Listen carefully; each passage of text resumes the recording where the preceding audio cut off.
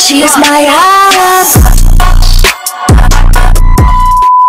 Nandito na nga ako sa paggawa ng cellphone guys at excited akong maayos tong cellphone ng anak ko kasi matagal niya na talaga to sa akin pinapaayos. Naaawa na nga rin talaga ako kaya pinaayos ko na lang din. Dahil masipag naman mag-aral yung anak kong ito deserve naman niya. Bago nga pala ng video si kuya nagpaalam muna ako sa kanya na magbibideo ako. Sabi ko sa kanya isasama ko siya sa vlog ko. At dahil mabait si kuya pumayag naman siya at alam kong matatagalan to ng konti kaya sabi ko babalikan ko na lang. Kaya binalikan ko siya bago ko mag-out. So ayan nga guys, nagpicture-picture pa tayo sa mirror nila. 1 hour later.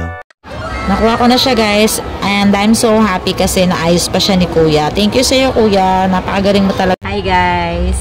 So may naisip ako, ipaprank ko yung anak kong si Chloe kasi matagal na niya to sa akin ipinapagawa kasi hindi ko mapagawa-gawa. So ngayon, napagawa ko na siya guys. So sabihin ko sa kanya hindi na siya naayos kasi sirang-sira na. Pero ayos na siya guys, ayan, pinagawa ko na. Iiyak yung taligurado. At sa wakas nakarating na rin po ako, almost 3 hours yung biyahe ko dahil sobrang bagal nung nasakyan ko ang bus. At dahil nga medyo malayo pa kami sa kalsada ay nagkasundo ko sa aking anak at sa aking pamangkin para na rin ay magdadala ng aking luggage. Kasi medyo maputik yung daan dahil medyo umulan ng ilang araw. Yung dalawang nagsundo nga sa akin pupungas-pungas pa kasi alas 3 na ng madaling araw ito. Na-istorbo yung tulog nila, buti na lang nagising sila para sunduin ako. So ito na nga pala, dito na kami sa bahay guys. At dahil nga madaling araw na ako umuwi, wala na akong naabot ang gising sa bahay. Lahat sila ay tulog na. Mga mare, sobrang tahimik ng paligid. Ang sarap-sarap yung maririnig mo yung huni lang ng mga ibon at ng mga kuliglig at sobrang lamig ng simoy ng hangin. Naglaro na naman ng ganda-ganda sa salamin si Angry Bird. Pagpasok ko nga, dumiretso na ako sa kwarto para tignan yung aking dalawang dalaga at hinalik-halikan at pinanggigilan ko yung dalawa na yan. Dahil miss na miss ko, halos isang buwan ako hindi nakauwi.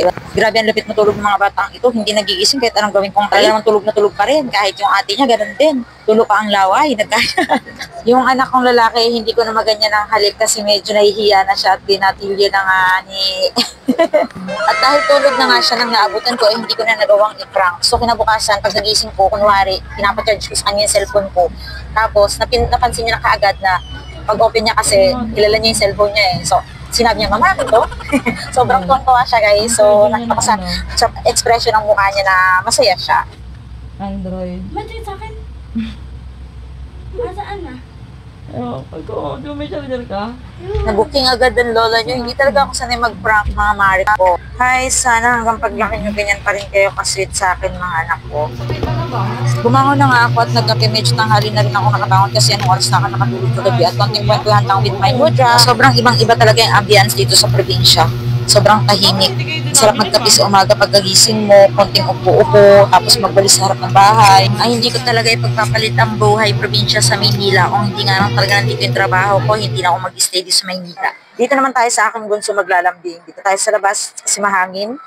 Umaga pa lang pero ang ganda na ng sikat ng araw. Napaka-fresh ng hangin guys. Walang ingay na galing sa mga motor, busina, maiingay ng mga tricycle at motor. Sana ganito rin yung ambience sa Maynila.